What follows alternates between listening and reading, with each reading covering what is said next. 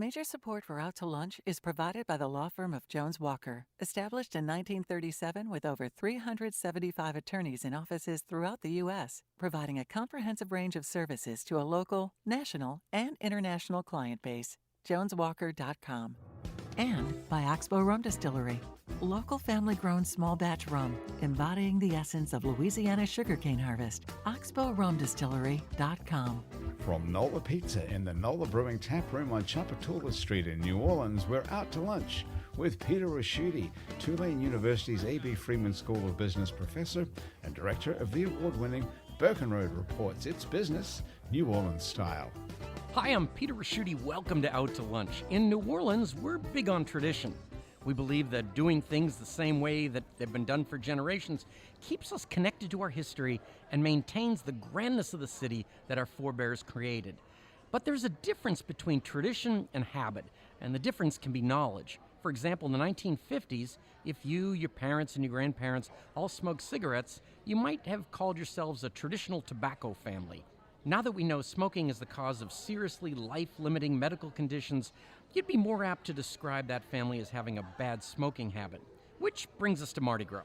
If you've lived in New Orleans for any time and you go to Mardi Gras parades, you've probably caught or thrown hundreds, if not thousands, of Mardi Gras beads. Mostly manufactured in China, these plastic beads are allegedly made from unregulated petroleum products and reportedly contain unhealthful levels of lead, arsenic, and other chemicals you wouldn't want your kids anywhere near. I'm being careful to say reportedly and allegedly because I'm the host of a radio show, not a scientist, and I know how seriously people listening to me take Mardi Gras. Brett Davis takes Mardi Gras seriously too. Brett is the director of an organization called Grounds Crew. Grounds Crew's mission is to make New Orleans events sustainable by diminishing waste and instituting recycling wherever possible. When it comes to Mardi Gras, Grounds Crew's aim is to get us to replace plastic beads and other toxic throws with sustainable throws that are local, healthful, and as affordable as the ubiquitous Chinese plastic beads. Brett, welcomed Out to Lunch. Hey, Peter. It's great to be here. Let's move on to another mainstay of the New Orleans economy, in which there's blurred line between tradition and habit. The music industry. The traditional way the music business is structured in New Orleans tends to financially benefit purveyors of alcohol more than the creators and performers of music. That's because we have a very robust live music culture that's centered mostly in bars. Unlike other music-centric cities like Nashville and Austin, we don't have a robust allied music economy. If you're a New Orleanian and you want a high-level career as a music business attorney, agent, manager, songwriter, or recording artist, you're in the same position locals and other businesses were in here until recently. That is, you have to leave New Orleans. Think about that for a moment. You live in a city people come to specifically to hear music, but to be truly successful in the music business, you have to leave. This tradition has gone on for some time. Louis Armstrong left New Orleans to make it, and so did Lil Wayne, Wynton Marsalis, John Batiste, Evan Christopher, Harry Connick Jr., DeVell Crawford, Nicholas Payton, No Limit Records, Cash Money Records left, Daniel Lanois, Lenny Kravitz, Trent Reznor, and Ray Davies from the Kinks all moved their music operations here and then left. You could argue that Wynton had to leave here for his prestigious job as director of jazz at the Lincoln Center, and John Batiste had to leave here to be the music director on The Tonight Show. But that's the whole point. We're the birthplace of jazz, but we don't have a jazz institute, and we don't have the infrastructure a national TV show needs to originate from here. At what point do we go from regarding this talent immigration as a tradition to calling it a habit and do something about breaking it? Best-selling songwriter Jim McCormick knows as much as anybody about finding an answer to this question. Jim is a New Orleans native who left. He went to Nashville for 15 years, and then he came back. Jim has written a string of hit songs for artists like Jason Aldean, Tim McGraw, Kelly Clarkson, Brantley Gilbert, and many more. He's been nominated for a Grammy 5 times, and he's had 3 songs that hit #1 on the Billboard country chart. And he's done much more of that while living in Orleans Parish. Jim McCormick, welcomed Out to Lunch. Thank you, Peter. Good to be here. Okay, Brett, let's start by ruining everybody's Mardi Gras. Yeah. Almost every person in New Orleans touches plastic Mardi Gras beads at least once a year. If we accept the analysis of the content of these beads and agree they're toxic, Mardi Gras parades, as we know them, are a health risk for everybody, especially kids. We're not going to quit having Mardi Gras parades, and we're unlikely to quit the tradition of float riders flinging throws at the outstretched hands of hundreds of thousands of parade goers, especially kids. So what you do at Grounds Crews suggests an affordable replacement for plastic Mardi Gras beads. Yeah, absolutely. You're right. Well, you go and you find out what is eco-friendly and affordable and that you'd want to throw in a parade that would be something that's functional, biodegradable, consumable, and with an emphasis on Louisiana products. And so we curate that catalog, we put it on our online platform, and we sell it to riders in any parade, or we curate packages for crews and we sell it to them. What's the reception? The reception so far has been absolutely amazing. So we launched the Sustainable Throw Catalog in January of 2020. So that was right before the Mardi Gras, right before COVID. And it started just as a sort of a pilot program, and within about 7 weeks, we sold 16,000 throws, which is all we had at the time. And we were obviously very satisfied and pleased with that and the reception we got. And we, of course, had big plans for what was going to happen the following year, but then COVID had other plans for us. But we've managed to grow the catalog since then. Last year, we actually did our first crew-branded package for the crew of Iris. They bought 1,000 of our packages last year, and the reception there was absolutely over the moon, and we were, just so pleased with how it went. Well, that's great. Now, Jim, it's not like there are two sides to the discussion about building a better music business in New Orleans. Everybody involved, musicians, promoters, club owners, the Office of Louisiana Economic Development, everybody would love to have a robust music business economy here. We would all benefit from the presence of a recording industry, music publishers, a national promotions company headquartered here, the national spotlight that would come with a TV show like The Voice. And we could go on and list a bunch of other fantasy music business ideas. But they don't have to be fantasies. Any of these things could happen. As a person who works in the music industry every single day and understands the business end of the music business, is there one thing we could do to at least start creating a true New Orleans music economy? Great question. I've wrestled with it for a long time with a number of great people here in town. And first, let me just say, what a great list of people that you read off. How fortunate are we as a city to have all of those people come out of here? Not many cities of comparable size in the country can say that. What can we do as a city to bring the industry here? I think there's a lot of people in the industry who would like to live here. They, whenever I go somewhere and it's mentioned that I'm from New Orleans, it's attractive to people. People love this town, and I think, as do I. And I think the best thing we can do to attract the music industry is kind of the same thing we can do to attract other industries. The people in the business, although the public-facing people are kind of glamorous and exotic, it's a regular business like any other. And, they're families, and they want to come to a place. So our job as New Orleanians is to continue to take care of our city, improve the quality of life, and I think that'll go a long way towards attracting the industry of music business to the city. Now, Brett, I think for most of us, we had no idea how much plastic beads get thrown at a Mardi Gras parade until a couple of years ago, and you probably know this. They cleaned out a couple of sewers on St. Charles Avenue, and they got, I don't know what the number was, but frightening. 96,000 pounds of beads in 5 blocks along St. Charles Avenue. Yeah, that was a pretty pivotal moment in terms of the conversation around this because, when you look at all the waste that's out there, yes, it is an environmental sort of disaster. Yes, it is an infrastructure disaster now that we're finding that they're clogging our storm drains, which of course are our first line of defense against street flooding. And as you mentioned in the intro, it's a health and safety concern. It's an aesthetic concern when we have beads in our oak trees year round that they might look beautiful when they're first up there the few days after Mardi Gras, but year round as they start to leach off their paint and finish, they, are not as attractive. And it's also really just a shame that we're spending tens of millions of dollars overseas to import this stuff instead of keeping that money here in our community. Jim, when we think about what you do in Nashville, you're a songwriter, but most of us don't kind of understand how that works. My job is to go in the morning and kind of, how the wife and kids, what's going on, make a pot of coffee, and then set to work on an idea that hopefully everybody in the room is excited to work on that day and create a song.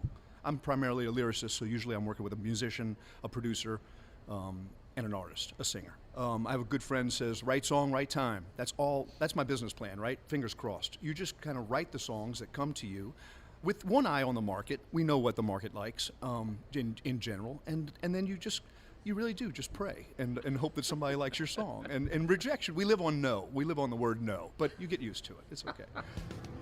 You're listening to Out to Lunch. I'm Peter Raschuti. I'm talking with songwriter Jim McCormick and Brett Davis from Grounds Crew, who, among other things, are trying to do away with plastic beads at Mardi Gras.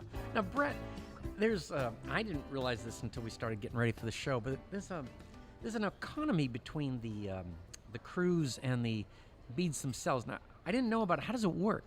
Yeah, it's fascinating. I really like to ask this question now. What festival have you been to for 11 days that you didn't have to buy a ticket to go to or didn't have a huge corporate presenting sponsor? There's probably not one out there that you can name. I know I can't.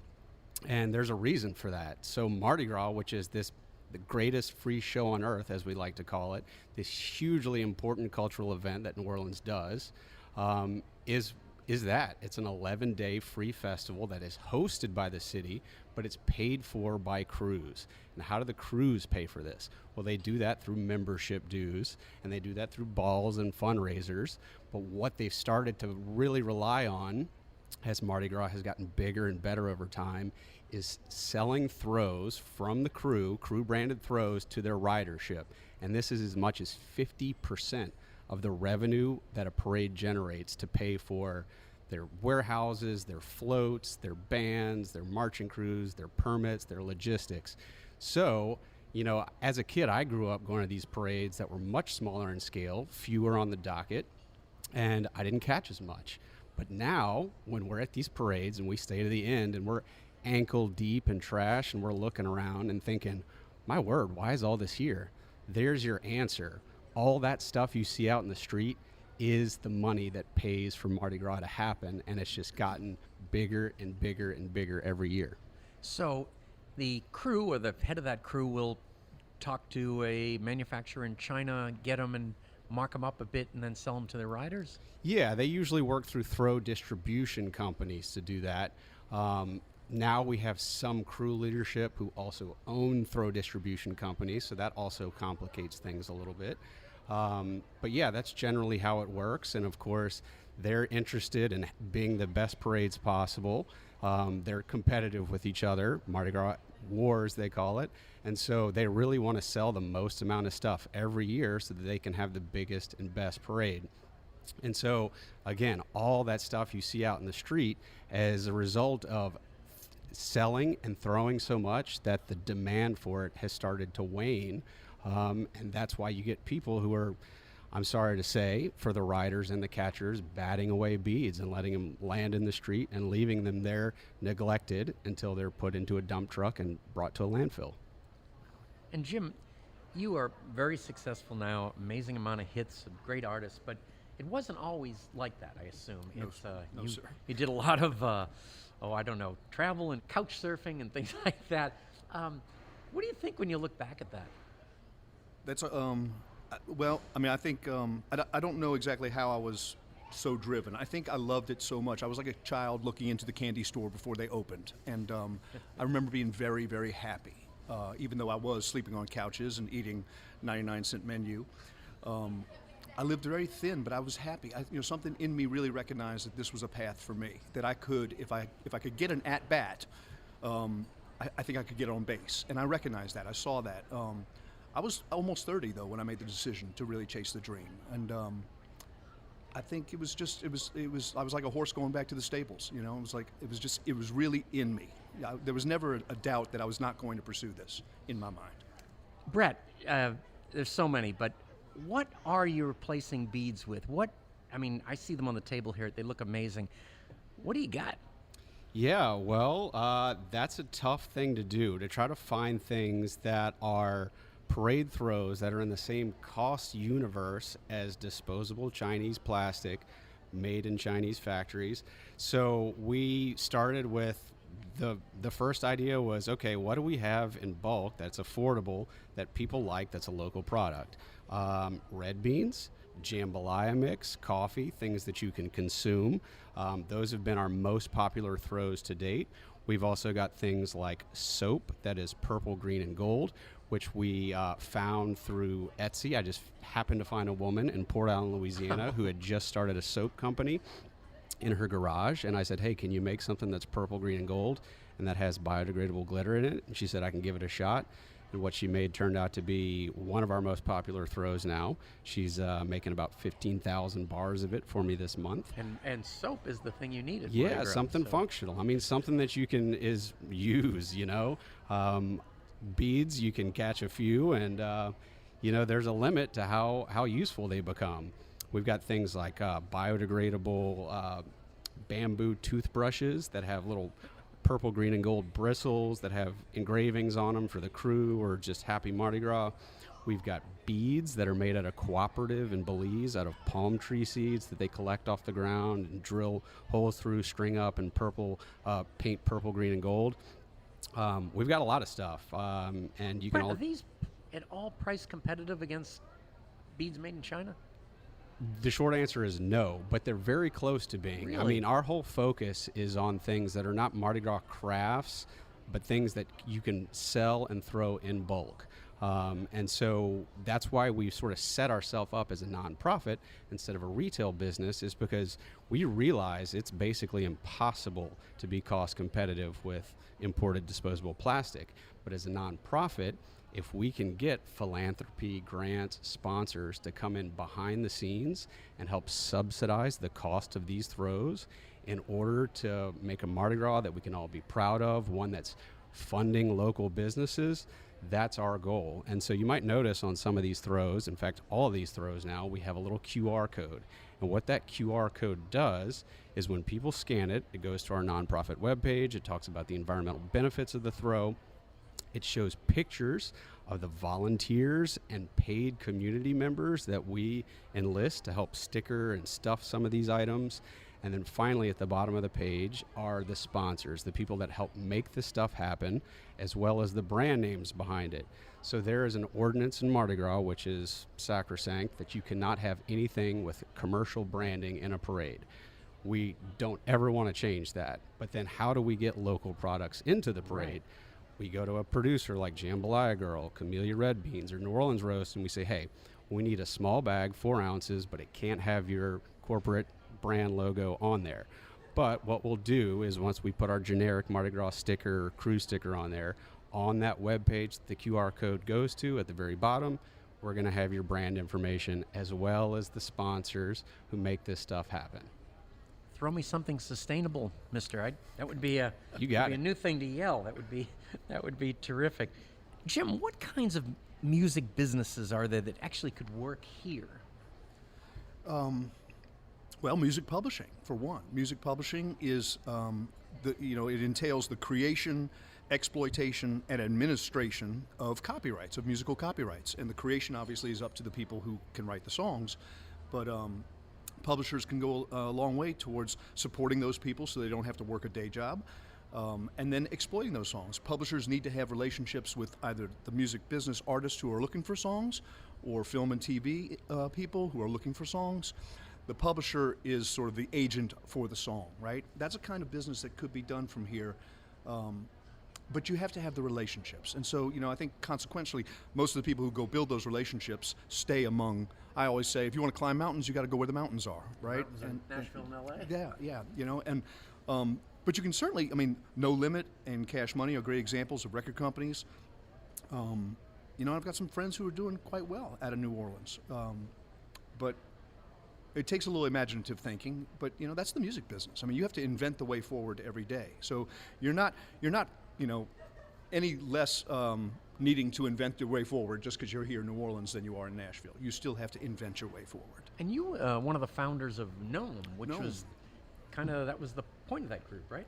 New Orleans Music Economy, formed under the rubric of GNO Inc. Some very bright people involved with that, and tried to take the temperature of the city's music business where it was, and maybe make some recommendations for how it might move forward. But all the difficulties that we've talked about here and more are apparent once you start scratching the surface.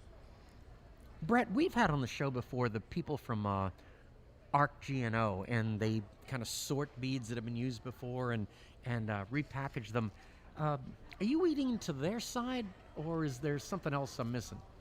Yeah, absolutely. We're close allies with ArcGeno. In fact, one of our big initiatives is organizing on-the-route recycling programs for them, where we pass out bags to the parade public just before the parades roll that are meant for throw donations that go to ArcGeno, which is a great sort of facility that they have there, the Mardi Gras Recycle Center, where they resort all of these beads that they take in and sell them to the following parades, the following year's parades, and it helps fund their organization. But knowing that we're trying to move away from Chinese beads, we are thinking about, okay, how can we continue to support ARC many years into the future? So we engage them to do sustainable throw assembly. Very simple tasks like put a sticker on a jambalaya bag, stuff it inside a little burlap baggie, and do that thousands of times. So we work with them a lot, where we go out to their facility and pay their membership, and we're really trying to promote this idea of a local throw economy that's not just local products, but also local assembly of parade throws. And Brett, not only are you doing the right thing, but your timing seems to be working in that we have all these issues with China, both politically and then COVID, which has led to supply chain problems. So you kind of have the wind at your back. Absolutely, yeah. If it's not just parade riders and parade catchers sort of drifting away from way too many bees in the parade, as you mentioned, it could be something like a tariff on Chinese goods, a tariff on disposable plastic items, something related to the health and safety concerns that overnight could really disrupt the sort of business model that Mardi Gras is relying on, these parades are relying on. So if we took that out overnight, where are these parades going to come up with that revenue? Again, I mentioned as much as 50%.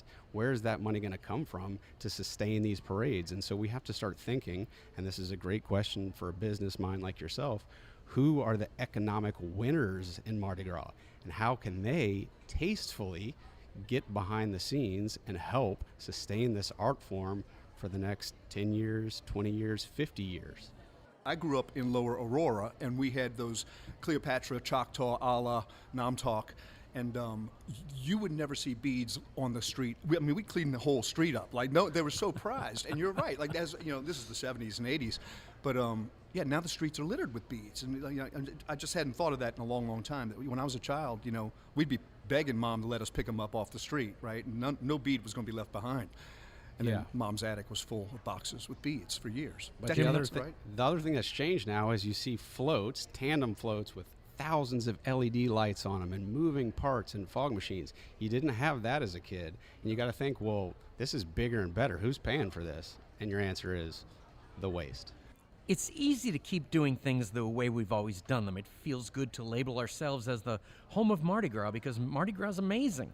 If it doesn't bring a smile to your face, probably nothing will. And we're justifiably proud of New Orleans being a place where you can hear enormously talented musicians all around town every night. None of this has to stop, but it can change. What's already good can be better. And what are now just hopes, dreams, and visions can become reality.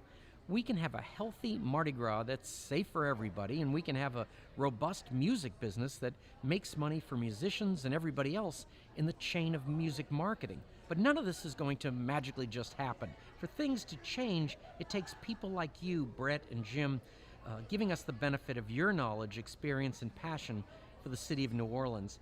Thanks for everything you're doing, and thank you both for taking the time to join me today on Out to Lunch. Thank you, Peter. My guests on Out to Lunch today have been Brett Davis, Director of Grounds Crew, and musician and songwriter Jim McCormick. We edited this show to fit into the time slot here on WWNO.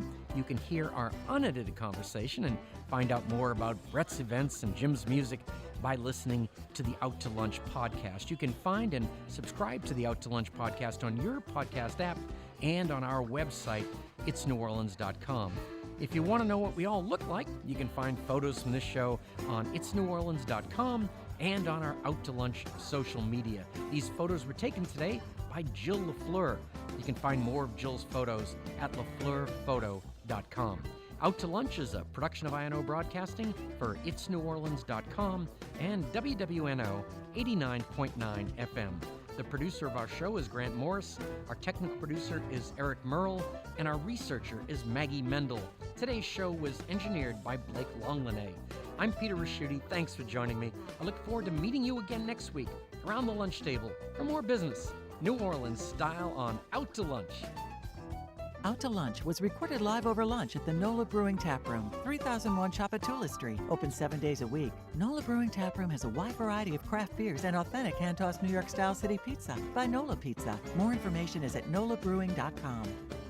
Major support for Out to Lunch is provided by the law firm of Jones Walker, established in 1937 with over 375 attorneys in offices throughout the U.S., providing a comprehensive range of services to a local, national, and international client base. JonesWalker.com. And by Oxbow Rum Distillery, local family-grown small batch rum, embodying the essence of Louisiana sugarcane harvest. OxbowRumDistillery.com. And by Basics Swim and Gym and Basics Underneath Fine Lingerie. Mitchell Foreman wrote and performs all the music on Out to Lunch. You can hear Mitchell's music anywhere great jazz is sold or streamed, and at mitchellforeman.com. If you'd like to be part of Out to Lunch, there's one sponsor slot open for 2023. To learn how your business or organization can become an Out to Lunch program partner, email info@inobroadcasting.com.